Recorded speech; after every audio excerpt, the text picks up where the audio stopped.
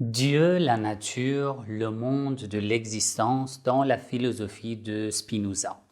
Dans cette vidéo, je vais vous expliquer ce que pense le philosophe très connu hollandais Spinoza concernant la nature, Dieu et l'existence et le système philosophique de Spinoza concernant la nature et Dieu. Bienvenue à l'Émanation. Dans toutes mes vidéos sur cette chaîne, je vais vous expliquer les questions, les sujets philosophiques de manière simple, mais en même temps authentique, tout en restant fidèle sur les propos de chaque philosophe. On va lire directement sur son livre les propos qu'il a expliqués et ses pensées, son système philosophique concernant Dieu et la nature. Est-ce que d'après Spinoza, Dieu est la nature et Dieu, c'est comment le rapport entre ces deux? Dieu, ça veut dire quoi? Quelle est la définition de Spinoza concernant Dieu? Et aussi la définition de Spinoza concernant la nature. C'est un sujet très intéressant et en même temps, ça va vous sembler un peu compliqué, mais on va essayer de comprendre d'abord et de développer ce sujet et ce système philosophique petit à petit. Je vais lire d'après son livre L'éthique de Spinoza. Il y a deux traductions très connues en français de son livre. Il y a une première traduction de Émile Cessé, c'est une ancienne traduction, plus ancienne par rapport à la deuxième, et il y a la traduction de Armand Guérinon.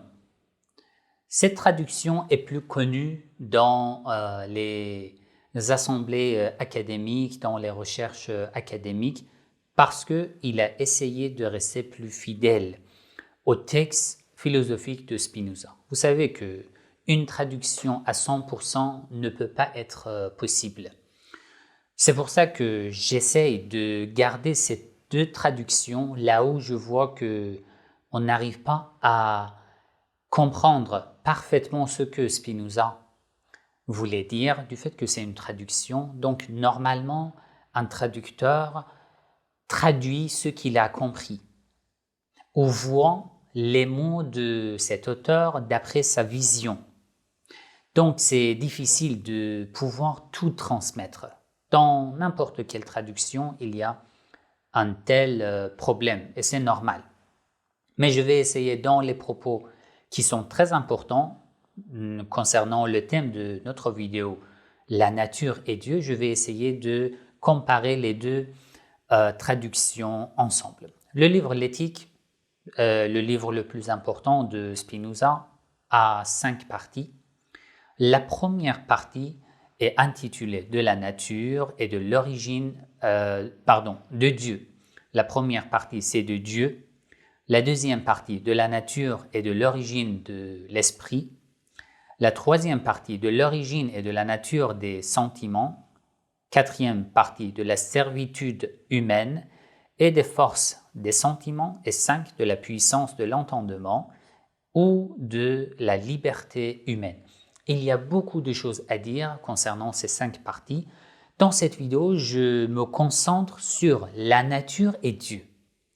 Et dans les autres vidéos, je vais essayer de vous expliquer encore d'autres méthodes de pensée ou d'autres théories dans le livre Éthique de Spinoza qui pourront être intéressants pour vous. Et je vais essayer de comparer de temps en temps avec les autres philosophes, surtout les philosophes orientaux, surtout les philosophes musulmans, comme Avicenne, comme Sohrawardi, Cheikh al-Ishraq, comme Mullah Sadra, et comme Farabi, par exemple.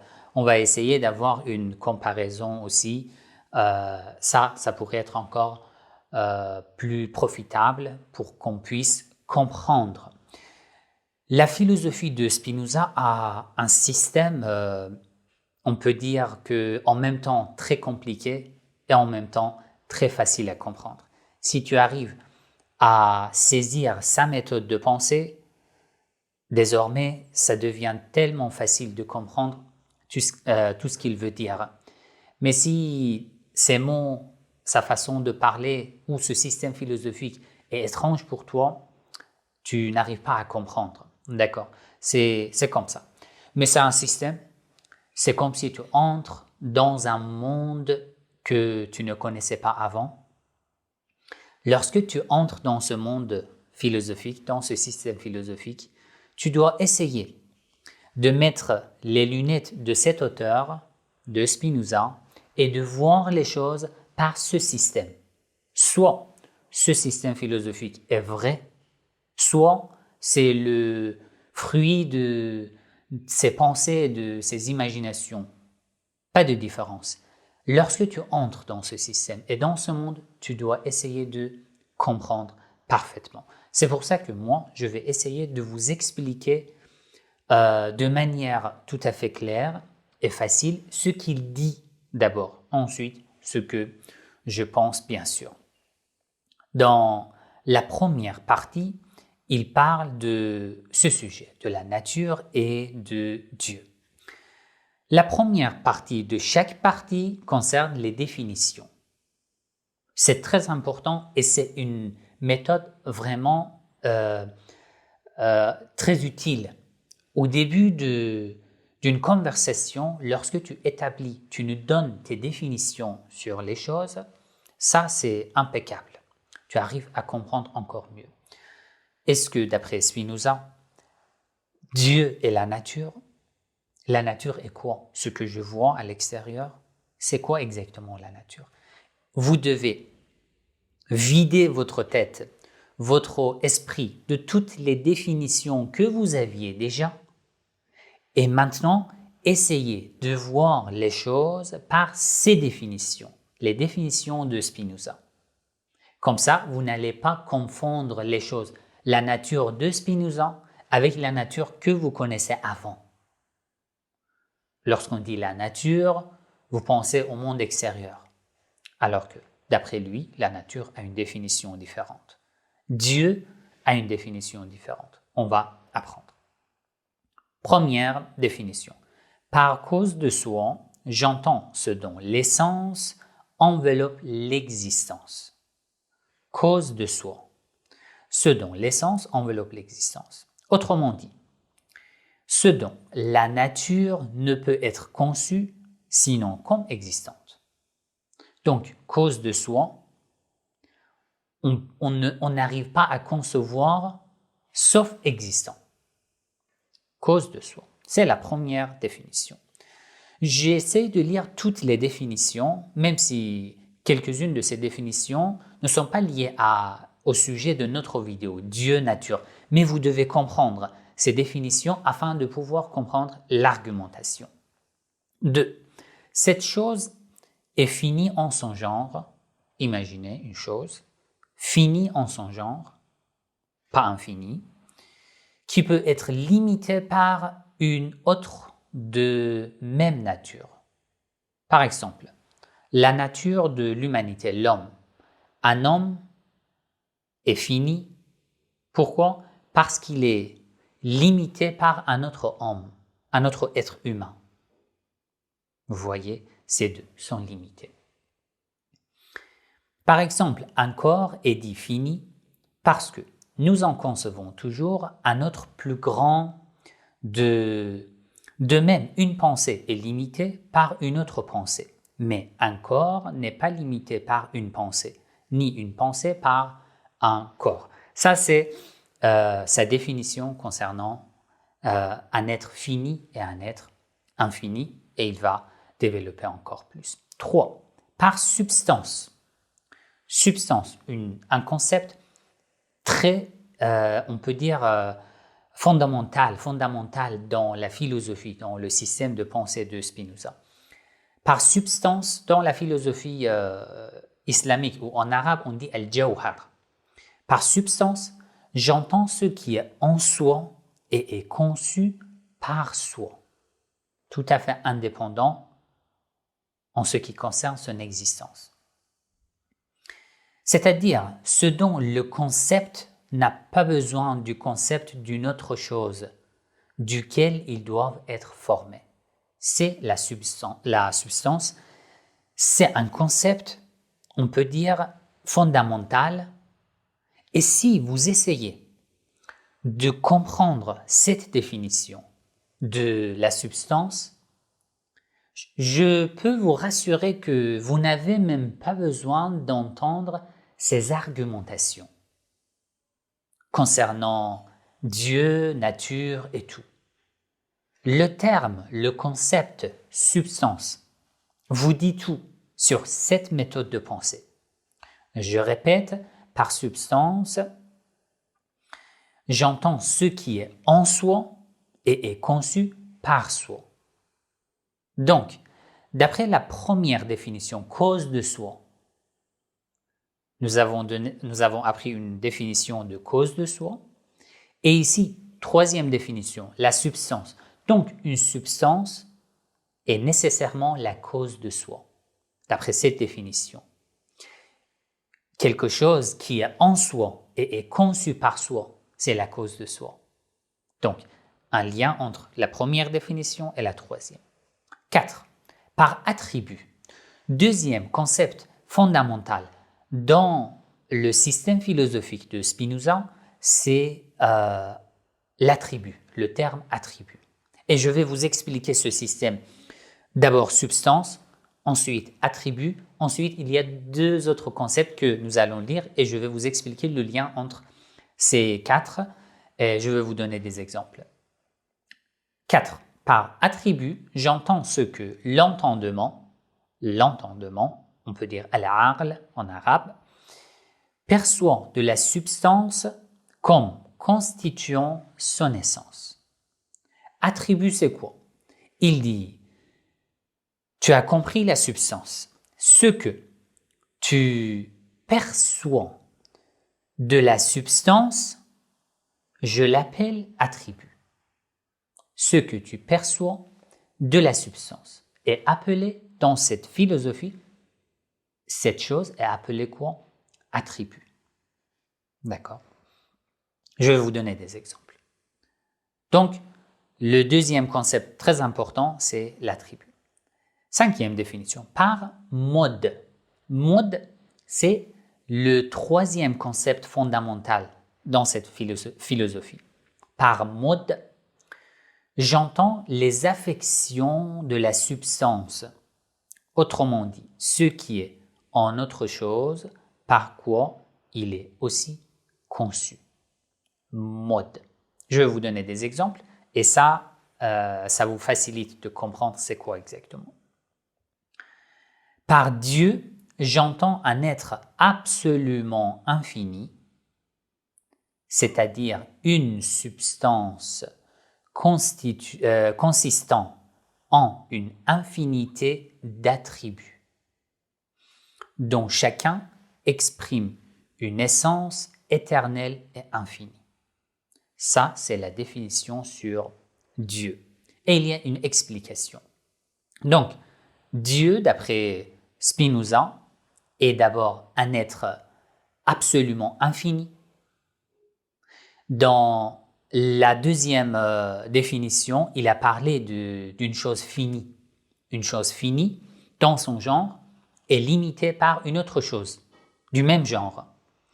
Mais Dieu, d'après lui, d'après Spinoza, est une chose infinie.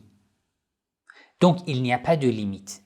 Donc, lorsque je dis, si vous comprenez bien ces définitions, les argumentations sont cachées dans ces définitions. Et après, vous allez lire les argumentations, les démonstrations ou les propositions, d'après le terme qu'il a choisi dans son livre. Vous allez voir que si je faisais un peu plus d'attention sur les définitions, je comprenais bien l'argumentation. Alors, par Dieu, il comprend une chose infinie. Donc, une chose infinie, c'est quoi? Au début, dans la deuxième définition, il a dit « Une chose qui est finie est limitée par une autre chose dans son genre. Mais Dieu est infini. » Ça veut dire, dans son genre, il n'y a pas d'autre chose qui le limite. Ça, c'est le premier point. Ensuite, il dit, c'est-à-dire une substance. Dieu est une substance consistant en une infinité d'attributs. Donc, une substance dont les attributs sont infinis. Ces attributs ne sont pas limités par une autre chose du même genre. Donc chacun, ça veut dire chaque attribut de cette substance exprime une essence éternelle et infinie. Alors, nous avons une essence infinie, éternelle, dont les attributs sont éternels et infinis, et ces attributs nous parlent d'une substance tout à fait éternelle et infinie. Ça, c'est le concept de Dieu. Et du fait que j'ai dit que l'argumentation se cache dans cette définition, c'est là, lorsque tu dis que Dieu est infini, ceci veut dire qu'il n'est pas limité par une autre chose de son genre. Donc, son genre, c'est quoi? C'est la substance. Et après, lorsque nous disons qu'il est infini, ceci veut dire qu'il n'y a qu'une seule substance. Il n'y a pas autre chose qu'on appelle substance. Donc, c'est un, c'est unique.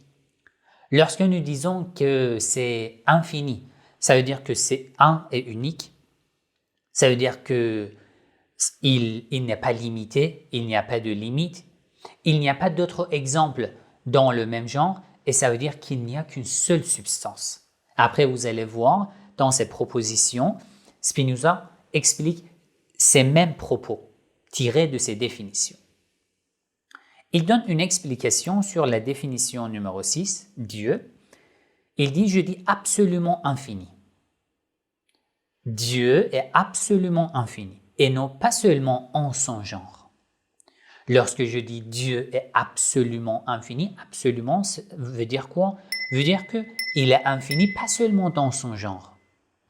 Car de ce qui est infini seulement en son genre, nous pouvons nier une infinité d'attributs. Pourquoi? Si tu trouves une substance infinie dans son genre, dans un genre précis, tu as déjà avoué que ces attributs ne peuvent pas être infinis et éternels. Parce qu'il y a de limites. Quelles limites? Limites de genre. Mais lorsque nous disons absolument infini, c'est autre chose. Il continue, mais pour ce qui est absolument infini, tout ce qui exprime une essence et n'enveloppe aucune négation appartient à son essence. Il n'y a pas de négation. Pourquoi? Parce que lorsque c'est quelque chose d'infini dans son genre, il y a des négations, parce qu'il y a des attributs qui n'appartiennent pas à cette substance, parce que cette substance est limitée dans son genre. Vous voyez? Donc, lorsque je dis absolument infini, c'est tout à fait le contraire. Définition numéro 7. Cette chose sera dite libre. Il parle de la liberté. Je ferai une autre vidéo concernant le libre arbitre d'après Spinoza. Là, je vais me concentrer sur cette définition. Cette chose sera dite libre qui existe d'après la seule nécessité de sa nature et est déterminée par soi seul à agir.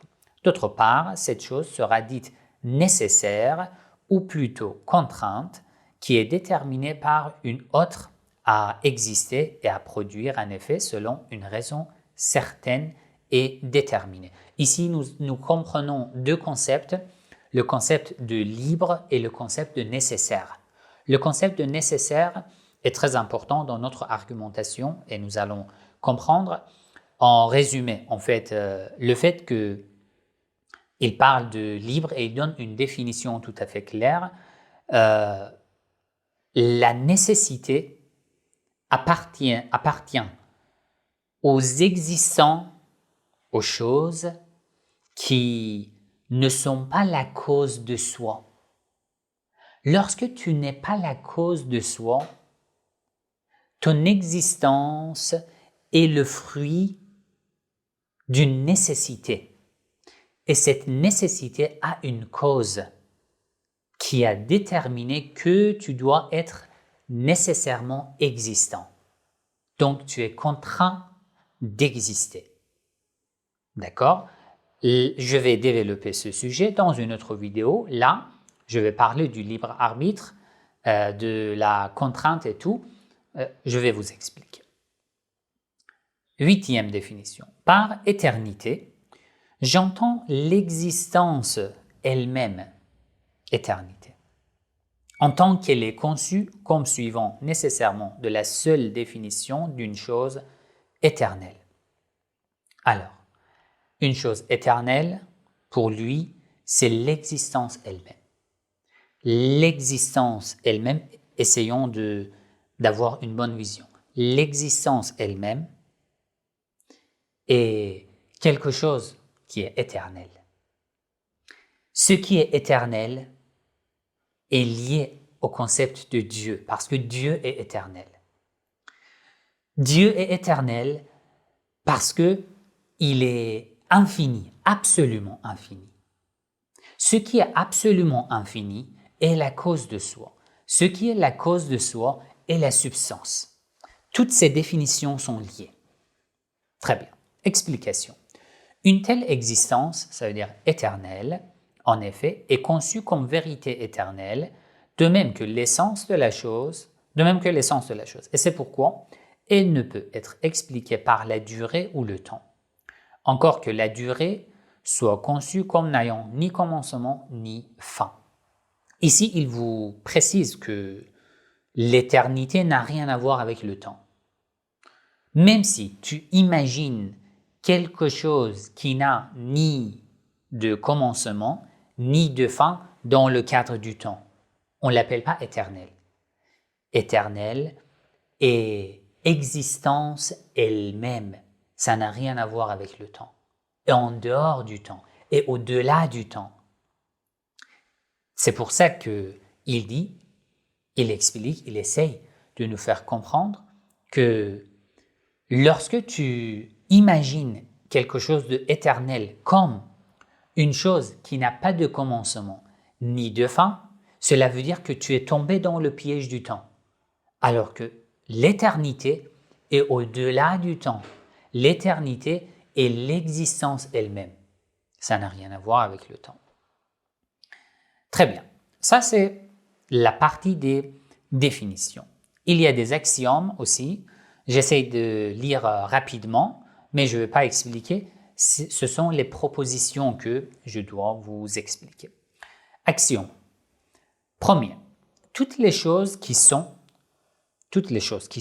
existent, sont ou bien en soi ou bien en autre chose. Fi nafsihi ou fi ghayrihi. Dans la philosophie arabe, nous avons une telle chose. 2.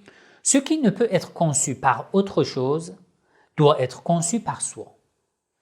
Il n'y a que ces deux, soit par autre chose, soit par soi. 3. D'une cause déterminée donnée, suit nécessairement un effet. Et au contraire, si nulle cause déterminée n'est donnée, il est impossible qu'un effet suive. 4. La connaissance de l'effet dépend de la connaissance de la cause et l'enveloppe. La connaissance de, l'effet dépend de la connaissance des causes.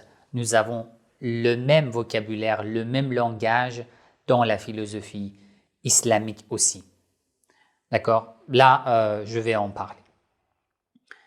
5. Les choses qui n'ont rien de commun l'une avec l'autre ne peuvent non plus être comprises l'une par l'autre. Autrement dit, le concept de l'une n'enveloppe pas le concept de l'autre. 6.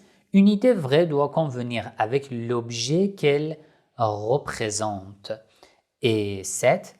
Tout ce qui peut être conçu comme non existant, son essence n'enveloppe pas l'existence. C'est la partie des actions. Et maintenant, les propositions.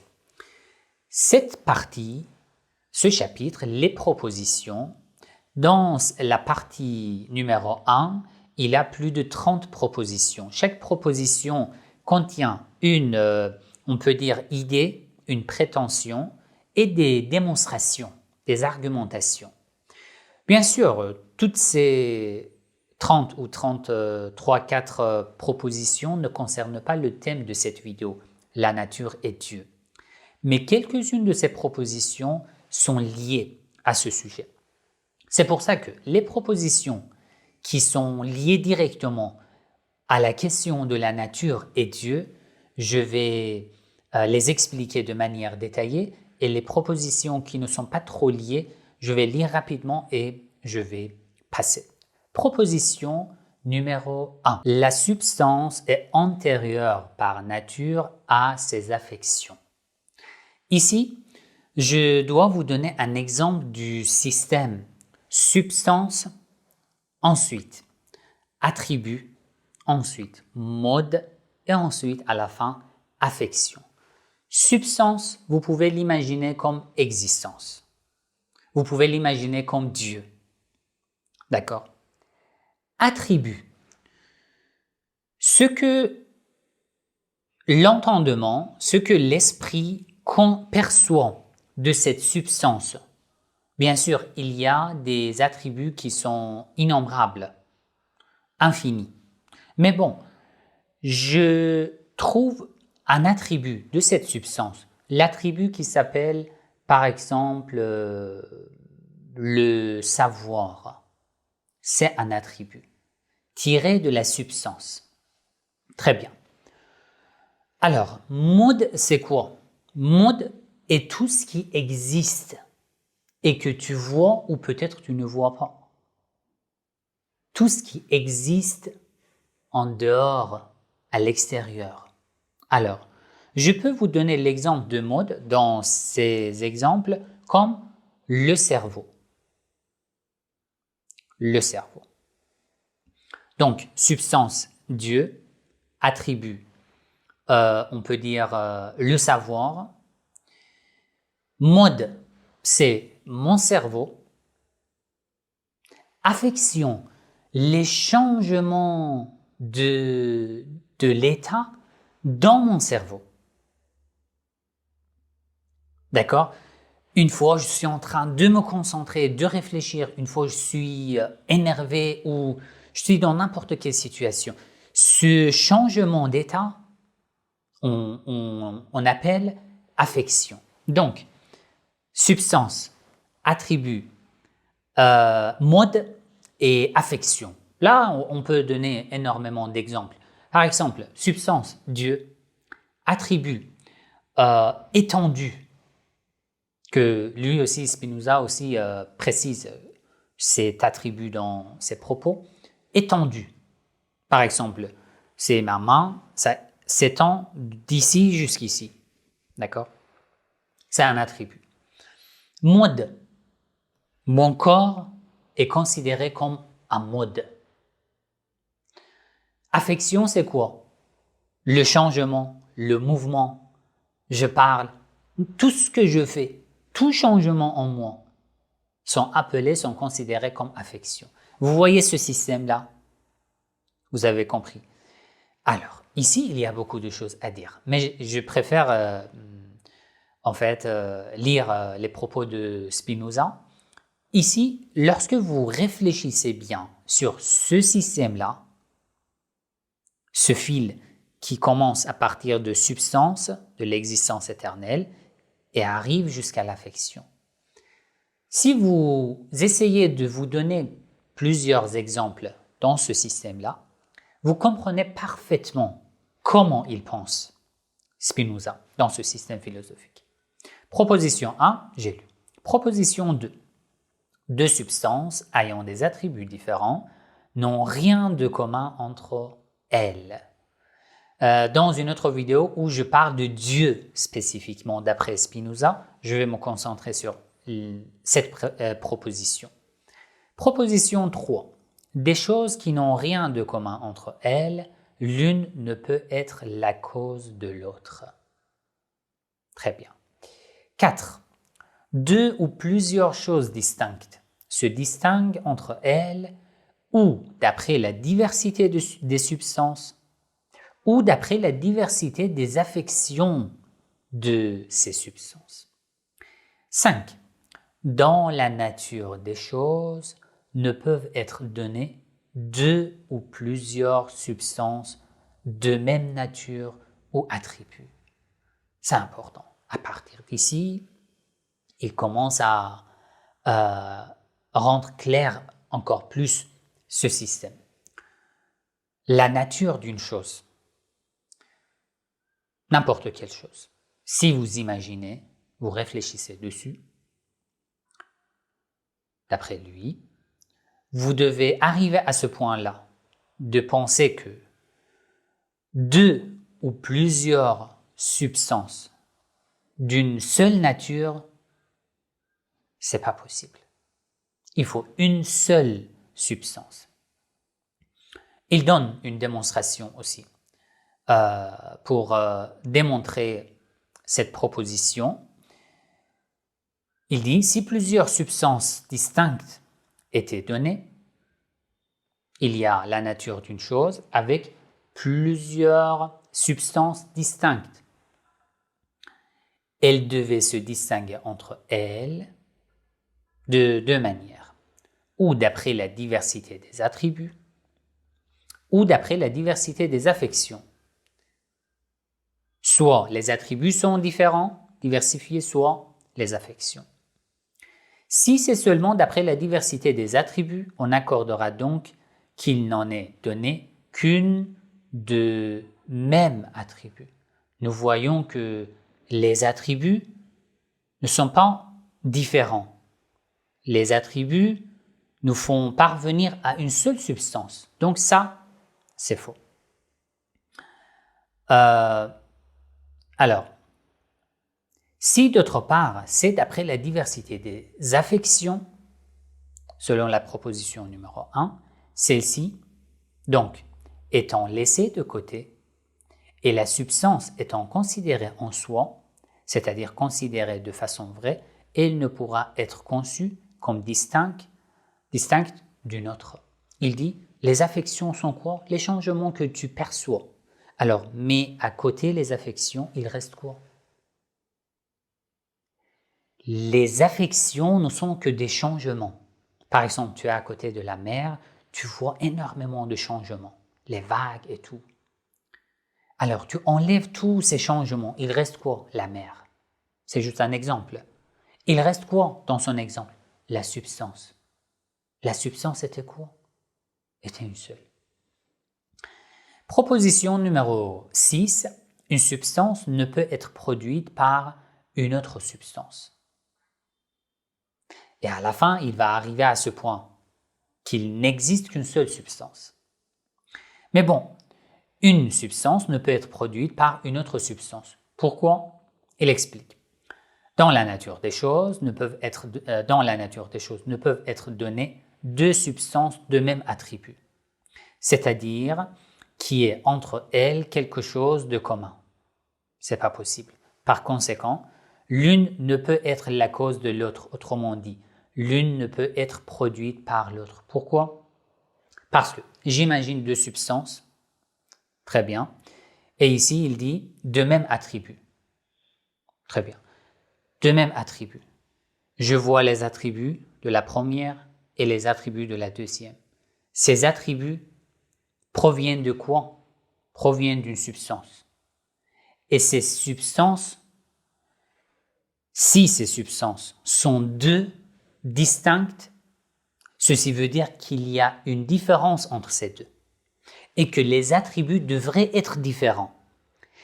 Et du fait que nous voyons que les attributs sont communs, donc les substances ne peuvent pas être distinctes. Je vous donne un exemple. Imaginez deux verres. Il y a deux verres ici sur la table. Vous dites deux verres. Pourquoi deux verres? Mais ces deux verres se ressemblent beaucoup. Se ressemblent. Mais ils sont distincts. Pourquoi? Parce que leurs attributs sont différents. Tu dis, mais leur apparence se ressemble. C'est la même chose. Je dis non. Au moins, il y a une seule, même s'il y a une seule différence, c'est quoi? la différence dans le positionnement. L'un est ici, l'autre est ici. Ce qui les différencie. Donc, tu ne peux pas dire que ça c'est un seul verre. Il y en a deux. Mais lorsque les attributs ne sont pas différents, ici les attributs étaient différents, mais lorsque les attributs ne sont pas différents, il n'y a que des attributs communs. Donc la substance ne peut pas être différente. Sinon, les attributs devaient être différents. Vous voyez?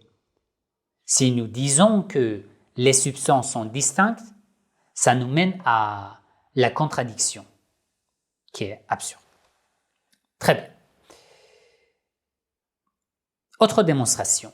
Cela se démontre encore plus facilement par l'absurde du contradictoire, ce que je vous ai expliqué. Car si une substance pouvait être produite par autre chose,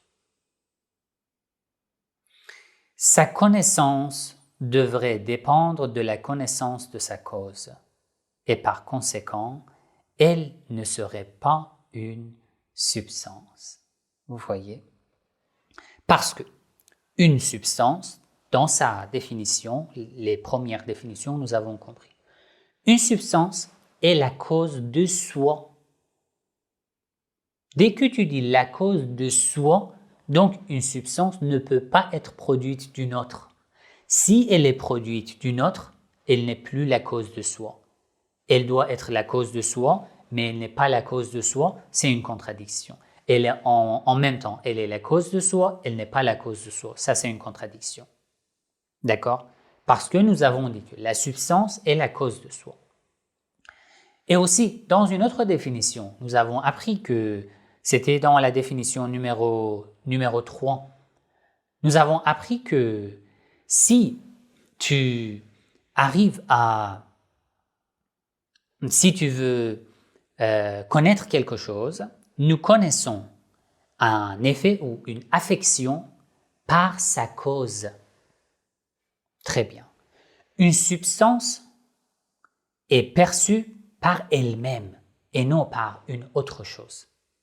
Et si nous disons qu'une substance est produite par une autre substance, ça aussi c'est une contradiction. Elle doit être perçue par elle-même et en même temps perçue par une autre substance. Ça c'est une contradiction. Voilà. Proposition numéro 7. À la nature de la substance, il appartient d'exister.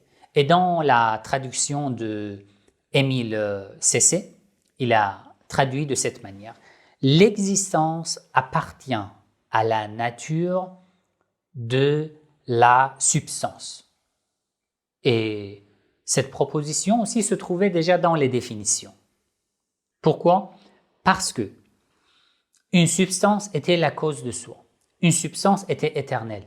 Une éternité, d'après lui, une éternité n'est que l'existence elle-même. Donc, la substance n'est que l'existence elle-même. C'est fini. Et ici, dans la proposition numéro 7, il dit « L'existence appartient à la nature de la substance. Sa nature est de l'existence. » Pourquoi dans les définitions aussi nous avons compris? La substance, l'éternité, l'infini, l'existence. Tu ne peux pas détacher, séparer ces quatre l'un de l'autre. Donc, tu ne peux pas imaginer une substance inexistante parce que c'est une contradiction. Pourquoi? Parce qu'une substance est l'existence elle-même. Pourquoi? Parce qu'elle est éternelle. Donc, une substance inexistante, c'est une contradiction. Vous voyez, c'est clair. Donc, il dit une substance qui ne peut être produite par autre chose, une substance ne peut être produite par autre chose. Elle sera donc cause de soi. Ce que je vous ai dit dans la partie des définitions. C'est-à-dire que son essence enveloppe nécessairement l'existence.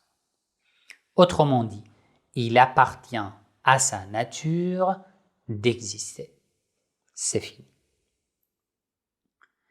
Ici, entre parenthèses, je peux vous parler de l'argument de Anselme. Anselme, un théologien et philosophe occidental, a établi une preuve pour prouver l'existence de Dieu. C'était le concept parfait que tu imagines dans l'entendement, dans ton esprit, et que ensuite il commence à argumenter. Dans mes cours de la théologie, j'ai développé la preuve de Anselme, et là aussi j'ai dit, ceux qui critiquent Anselme, je pense qu'ils n'ont pas fait attention à quelques points importants dans sa preuve. Peut-être lui-même ne les a pas illustrés. Mais cette partie des propos de Spinoza ressemble beaucoup à la preuve de Anselme. Après plusieurs siècles, Spinoza dit à peu près ici la même chose. Il n'y a pas de différence. D'après moi, c'est le même langage dans cette proposition. D'après Spinoza, d'après Anselme aussi, la chose la plus parfaite a des caractères. Si cette chose n'existe pas, elle n'est plus la chose la plus parfaite. Donc, elle doit exister. Pourquoi? Parce que l'existence fait partie de la perfection. L'inexistence fait partie de l'imperfection. Donc, une chose qui est considérée comme la plus parfaite doit exister. C'est la manière de Anselme d'expliquer ce sujet. Et Spinoza a essayé de l'expliquer encore mieux, ce sujet. Proposition numéro 8. Toute substance est nécessairement infinie. On l'a déjà compris dans les définitions. Mais il a des démonstrations, je lis juste une partie. La substance de quelques attributs ne peut être qu'unique et il appartient à sa nature d'exister. Donc une substance est unique parce que nous avons déjà appris et une substance appartient à sa nature d'exister. Il sera donc de sa nature d'exister. Ici, il y a deux hypothèses. Exister de quelle manière? Ou comme fini, ou comme infini. Il existe soit de manière finie, soit infinie. Or, ce ne peut être comme fini. Pourquoi l'existence de la substance ne peut pas être finie? Je vous ai expliqué dans la partie des définitions. Car elle devrait être limitée par une autre de même nature. Je vous ai dit de même genre, c'est la même chose, ce que je vous ai expliqué avant. Par conséquent, serait donné deux substances de même attribut, ce qui est absurde. Elle existe donc comme infinie. C'est son explication de ce sujet, j'en ai déjà parlé. Très bien. Et ici, il développe ce sujet, je ne vais pas entrer dans les détails. On arrive à la proposition numéro 9.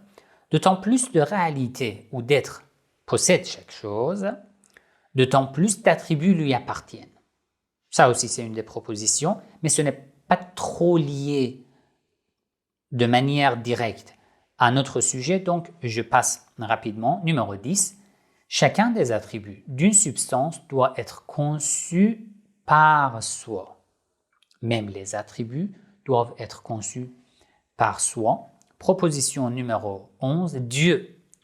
Autrement dit, une substance consistant en une infinité d'attributs, dont chacun, ça veut dire chaque attribut, exprime une essence éternelle et infinie, existe nécessairement.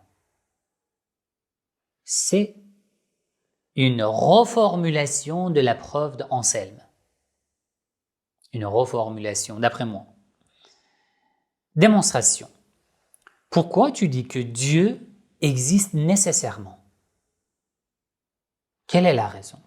Si vous niez cela, que Dieu existe nécessairement, existe et nécessairement il existe. Si il est possible que Dieu n'existe pas, donc son essence n'enveloppe pas l'existence, ce que nous avons déjà appris. Si tu dis que Dieu n'existe pas, cela veut dire que son essence n'enveloppe pas l'existence. D'accord? Et cela est absurde. Donc, Dieu existe nécessairement. Pourquoi cela est absurde? Parce que nous avons dit que Dieu est une substance. Une substance, sa nature enveloppe son existence. Donc, si tu dis Dieu n'existe pas, ce que tu as refusé n'est pas Dieu. Exactement ce que Anselme aussi dit. Ce que tu as refusé, Anselme donne l'exemple de quelqu'un, d'une personne insensée. Dans mes cours de la théologie, j'ai essayé d'expliquer ces paroles. Il donne l'exemple d'une personne insensée. Il dit, je ne crois pas à Dieu, Dieu n'existe pas. Il dit, ce que tu as nié n'était pas Dieu. Tu n'as pas refusé l'existence de Dieu. Parce que si tu arrives à refuser, cela veut dire qu'il n'est pas Dieu. Parce que Dieu est une substance dont la nature enveloppe l'existence. Très bien. Autre démonstration. Du fait que cette démonstration aussi est intéressante, je le lis. À toute chose doit être assignée une cause ou raison. Pourquoi elle existe aussi bien que pourquoi elle n'existe pas. Pour l'existence et l'inexistence, il faut une raison.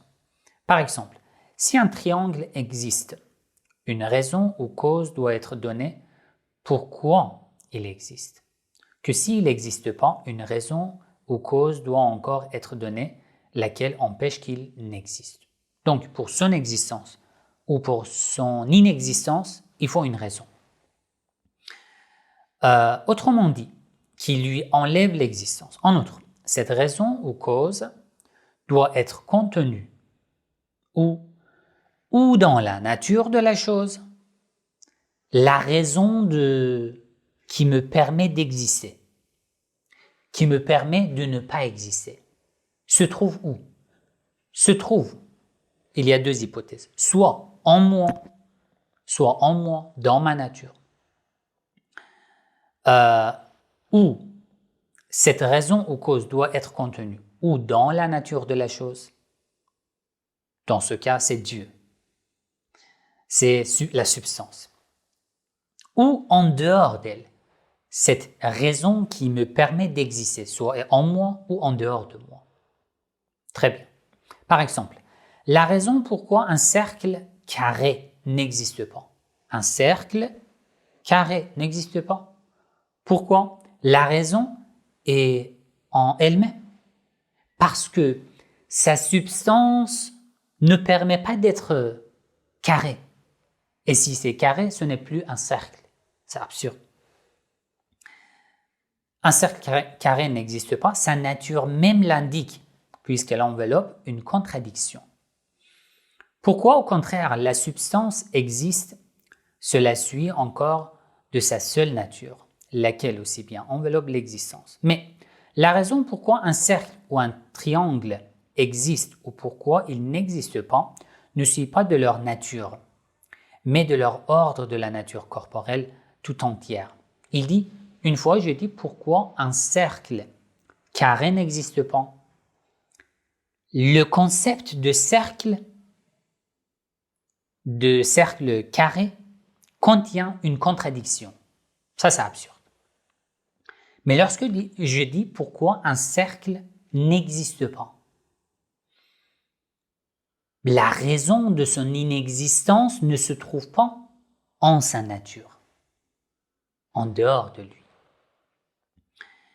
Car il doit suivre de cet ordre ou bien que le triangle existe déjà nécessairement ou bien qu'il est impossible qu'il existe déjà.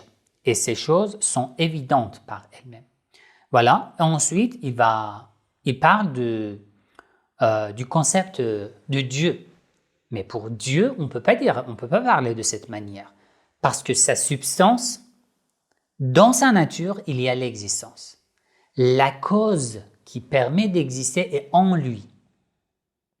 Donc, tu ne peux pas parler comme ça de cette manière.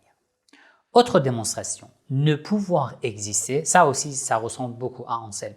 Ne pouvoir exister, c'est impuissance. Et au contraire, pouvoir exister, c'est puissance. Dans le vocabulaire de Anselme, c'est la perfection. Si donc, ce qui existe déjà nécessairement, ce ne sont que des êtres finis. C'est donc que des êtres finis sont plus puissants que l'être absolument infini. Alors, il dit alors, qu'est-ce que je voulais démontrer ici? Je voulais démontrer que Dieu est une substance consistant en une infinité d'attributs et que c'est éternel. D'accord. Et il existe nécessairement. Si une substance éternelle et infinie n'existe pas, d'accord, cela veut dire qu'il y a une impuissance, une faiblesse. Et que ce qui existe dans le monde n'est que des choses finies. Ceci veut dire qu'une chose finie est plus puissante qu'une chose infinie. Et ça aussi, c'est absurde. Très bien. Ensuite, la proposition numéro 12. Nul attribut d'une substance ne peut être conçu de façon vraie, d'où il suit que la substance puisse être divisée. Du fait que ceci n'est pas trop lié à notre thème, je passe. Proposition 13. La substance absolument infinie est indivisible. Dans une autre vidéo, là où je parle de Dieu, d'après Spinoza, je vais me concentrer sur ces propositions. Proposition numéro 15. Excepté Dieu, nulle substance ne peut être donnée ni conçue. D'après l'autre traduction, la traduction de Émile Cessé, il ne peut exister et on ne peut concevoir aucune autre substance que Dieu. Très facile, il n'y a qu'une seule substance. Dans ce système philosophique, il n'y a qu'une seule substance, c'est fini. Et c'est celle de Dieu, qui est éternelle, qui est infinie, dont la nature enveloppe l'existence et qui est la cause de soi. D'accord? C'est proposition numéro 15. Alors, ici, c'est important. Je lis sa démonstration. Déjà, la démonstration est claire, d'après tout ce que je viens de dire, mais je lis sa démonstration. Puisque Dieu est l'être absolument infini, donc aucun attribut qui exprime l'essence d'une substance ne peut être nié et qu'il existe nécessairement, tous ces propos sont déjà été approuvés et démontrés. Si quelque substance était donnée excepté Dieu, on imagine autre substance que celle de Dieu, excepté Dieu, elle devrait être expliquée par quelques attributs de Dieu. Pourquoi? Les attributs de Dieu, comme infini, éternel, cause de soi. Si tu imagines une autre substance autre que celle de Dieu, elle doit avoir les mêmes attributs. Elle doit être connue par les mêmes attributs. Ainsi, il existerait deux substances de même attribut.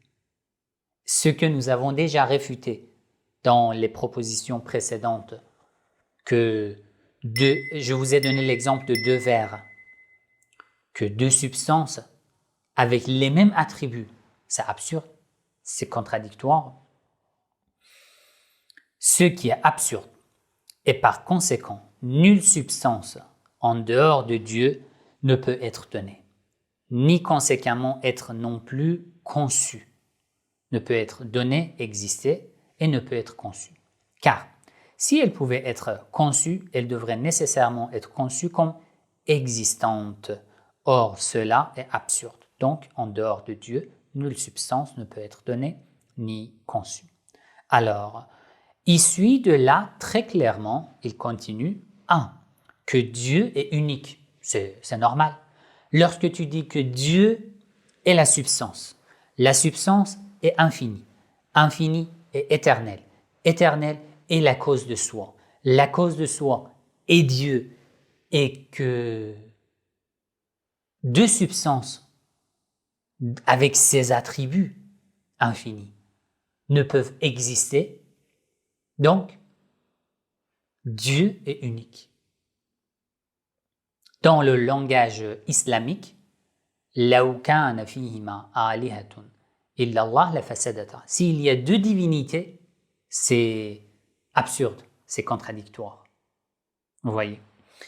Dieu est unique, c'est-à-dire que dans la nature des choses, il n'est donné qu'une seule substance et qu'elle est absolument infinie, comme nous l'avons déjà indiqué dans le scoli de la proposition 10. Ensuite, il suit que la chose étendue et la chose pensante sont ou des attributs de Dieu ou des affections des attributs de Dieu, ce que vous voyez, ce que vous percevez dans le monde.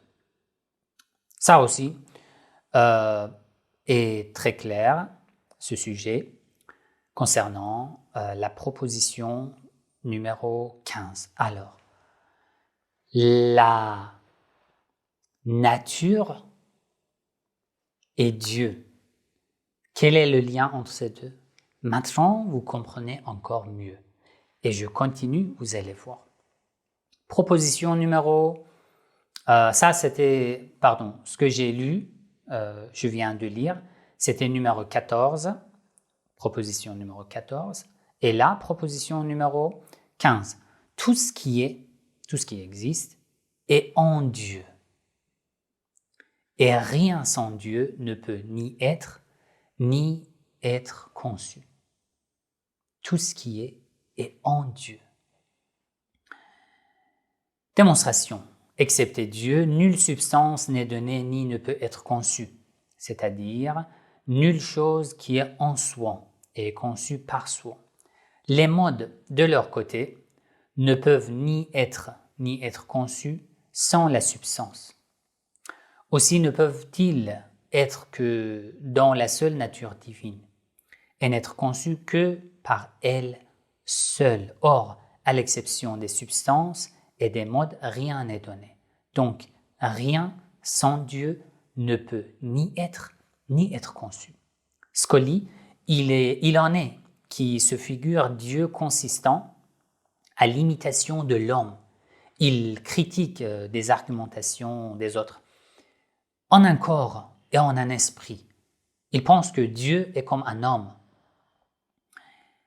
et sujet aux passions, mais combien il s'éloigne de la vraie connaissance de Dieu, ce qui a déjà été démontré, l'établit suffisamment. Mais je les laisse de côté, car tous ceux qui ont considéré en quelque façon la nature divine nient que Dieu soit corporel, ce qu'il prouve d'ailleurs au mieux par le fait que, par corps, nous entendons n'importe quelle quantité, langue, etc. Ensuite, il continue encore, il dit « En vue d'une explication plus complète, je réfuterai les arguments des adversaires qui tous se ramènent à ceci. Premièrement, que la substance corporelle, en tant que substance, se compose à ce qu'ils pensent. Et se compose à ce qu'ils pensent des parties. Et pour cette raison, il nie qu'elle puisse être infinie et conséquemment appartenir à Dieu. Et il explique cela par un grand nombre d'exemples dont je rapporterai l'un ou l'autre. Alors, il veut dire que eux, ils disent que cette substance qui se trouve en l'homme, en la création, est limité, est composé de plusieurs parties. Ceci ne peut pas être une substance infinie. Donc, il faut une substance infinie. Il dit les autres, les adversaires, expliquent de cette manière, alors que c'est faux. Dans ce cas, tu es en train de séparer la substance composée de la substance divine, alors qu'il n'y a qu'une seule substance, sans laquelle cette création n'arrive ni à être conçue. C'est fini. Il dit, c'est comme ça qu'il faut expliquer. C'est pour ça qu'il essaie de les critiquer.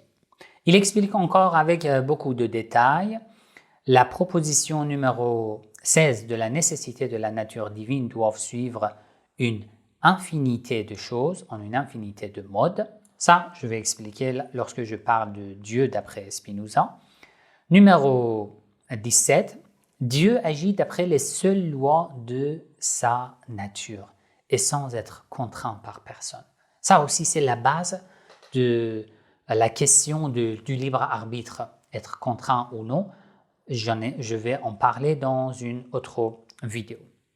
Très bien. Numéro 18, Dieu est cause immanente, mais non transitive, de toute chose. Dieu est cause immanente de toute chose et non transitive. Une cause immanente et une cause intérieure. Une cause transitive et une cause extérieure. Dieu, contrairement à certains théologiens qui essayent de séparer Dieu et mettre à un côté et dire que la création est séparée de Dieu, parce que la création n'est pas Dieu, il dit non. Dieu est la cause immanente à l'intérieur des choses. Dieu n'est pas séparé. Dans le langage de la philosophie islamique, nous avons la même chose. Nous, alors que Spinoza essaie de critiquer beaucoup d'adversaires de cette manière, dans la philosophie islamique, les philosophes n'ont jamais séparé de cette manière. Le fait de dire que Dieu n'est pas séparé de sa création ne veut pas dire que la création est Dieu, ne veut pas dire que moi je suis Dieu, que ce corps est Dieu, non. Mais Dieu est la cause intérieure, la cause immanente. Je vais expliquer ce sujet de manière encore plus précise. Proposition numéro 19, Dieu, autrement dit, tous les attributs de Dieu sont éternels.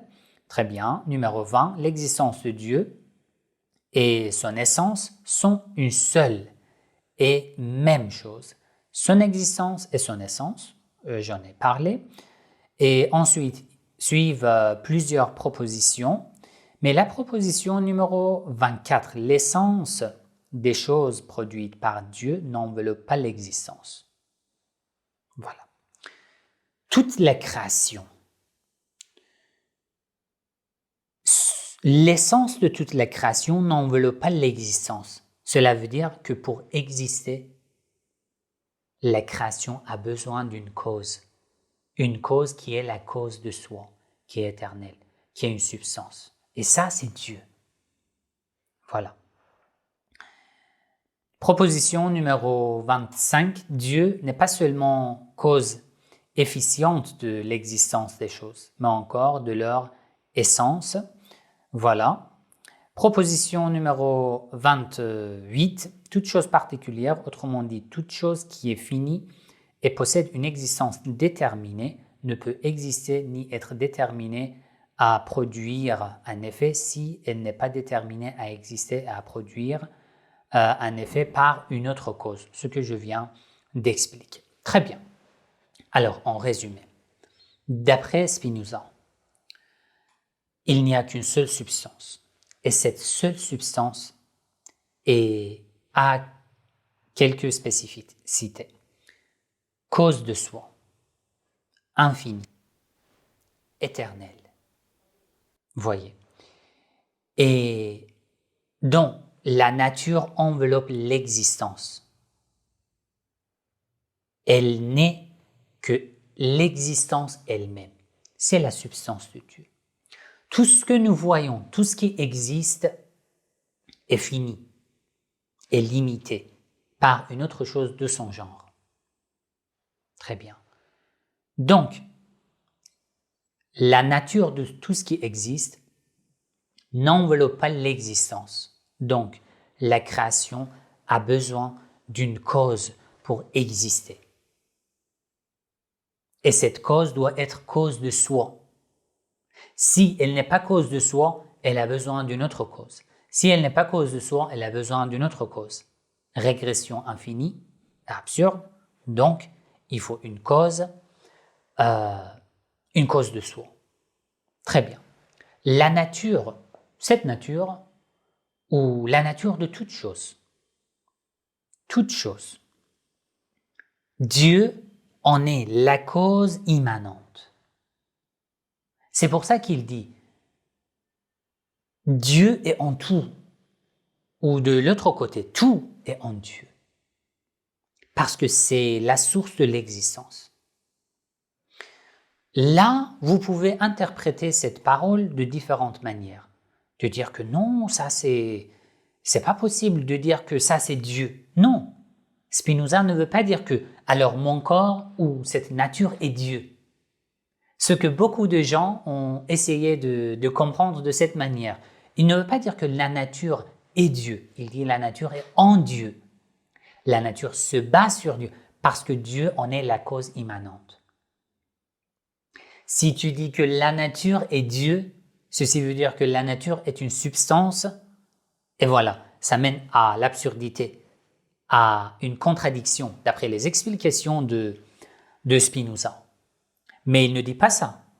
Il dit, cette nature existe parce qu'il y a une cause de soi qui a déterminé que ça existe. Très bien. La nature est en Dieu, la nature n'est pas Dieu. Dieu est séparé de la nature? Non, Dieu n'est pas séparé de la nature. La nature est Dieu? Non, la nature n'est pas Dieu. Dieu est la raison immanente, mais pas séparée. Si tu dis que Dieu est une substance séparée, tu as limité Dieu. Ce n'est pas Dieu. C'est une substance finie de son genre. Mais une nature finie ne peut pas limiter une substance infinie. Nous avons la même chose dans la philosophie islamique. Spinoza il est né en 1632, si je ne me trompe pas, dans le calendrier hégirien. Il est contemporain à peu près avec Mullah Sadra dans la philosophie islamique. Mullah Sadra, son professeur Mir Damad et encore d'autres philosophes à cette époque-là. Même si Mullah Sadra est décédé, quelques années après la naissance de Spinoza, en fait, dans son pays. En tous les cas, nous avons le même langage dans la philosophie islamique. Donc, Mullah Sadra, du XIe siècle de l'Hégire, dans le calendrier hégirien lunaire. Mais nous avons le même contenu dans les sources encore précédentes. Cela veut dire au moins 8 siècles avant l'époque de Spinoza. 8 siècles avant l'époque de Spinoza. Je lis une parole qui date de 9 siècles avant Spinoza, dans les sources de l'islam. La philosophie islamique, le contenu est philosophique. Écoutez bien et essayez de comparer avec ce que vous avez compris dans les propos de Spinoza. Je vous laisse réfléchir et m'écrire dans les commentaires. Une personne demande « Comment as-tu connu ton Seigneur ?» Lui, il répond « par ce par quoi il s'est fait connaître à moi. » Mais comment s'est-il fait connaître à toi? Il dit « Il ne ressemble à aucune forme. » Très bien. Il ne peut être perçu par le sens. Il ne peut être comparé aux gens. Il est proche dans sa distance et lointain dans sa proximité. Réfléchissez sur ce terme. Il est proche dans sa distance. Il est lointain dans sa proximité. Il n'est pas séparé. Il est au-dessus de toute chose sans que l'on puisse dire qu'il y a quelque chose au-dessus de lui. Il est devant toute chose. Il est devant toute chose sans qu'on puisse dire qu'il est devant. Et là, dakhilun fil ashya. Il est dans les choses. Il est dans les choses. La ka shay'in dakhilin fi shay. Non comme une chose qui est dans une autre. Comme de l'eau dans un verre. Non. Wa kharijun min al ashya. En même temps qu'il est dans les choses, non comme une chose dans une autre, il est en dehors des choses. Mais la ka shay'in kharijan min shay. Non comme une chose qui est en dehors d'une autre chose. Et à la fin, il continue cette parole. Nous avons ce genre de parole dans les sources qui datent de au moins 8 siècles, 9 siècles avant l'époque de Spinoza. Ceci veut dire que dans la philosophie islamique aussi, c'est la même chose. On n'arrive pas à séparer Dieu, de dire que Dieu est séparé, la création, la nature est tout à fait séparée. Non. Ceci veut dire que la création et la nature et Dieu, non. Dakhilun fil ashya. Il est dans des choses, sans pouvoir dire que comme une chose dans une autre, et il est en dehors des choses, non comme une chose en dehors d'une autre chose. Et après des siècles, plusieurs siècles, dans le 10e siècle, d'après le calendrier hégirien, il y a eu Mullah Sadra, et avant lui, il y a eu Ibn Arabi et les autres qui ont essayé de développer ce système-là que je viens de vous lire sous le nom de Wahdatul Wujud, l'unité de l'existence. Je ne veux pas dire que c'est la même chose que ce que Spinoza a dit, mais l'âme de ce contenu, c'est la même chose. Les propos sont différents, les mots sont différents, mais l'âme, c'est ça. Et je ne veux pas dire que Spinoza a pris de ses sources. Non, non, non, non. La pensée de l'être humain n'a pas de frontières. De qui il a pris, ou peut-être de lui-même. Pas de souci. C'est la philosophie. Je voulais juste vous donner une ressemblance dans une autre philosophie. Je n'avais pas d'autre but, d'autre objectif pour ce sujet. Voilà. C'était un résumé sur ce que pense Spinoza de la nature, de Dieu, de lien entre ces deux, et ce que dans la philosophie islamique aussi, vous pouvez trouver. Et c'est à vous d'écrire dans les commentaires ce que vous pensez sur ces paroles que j'ai lues à la fin de cette vidéo. Si vous avez des questions, n'hésitez pas à écrire dans les commentaires, et bientôt une nouvelle vidéo sur un autre sujet très intéressant dans les propos de Spinoza.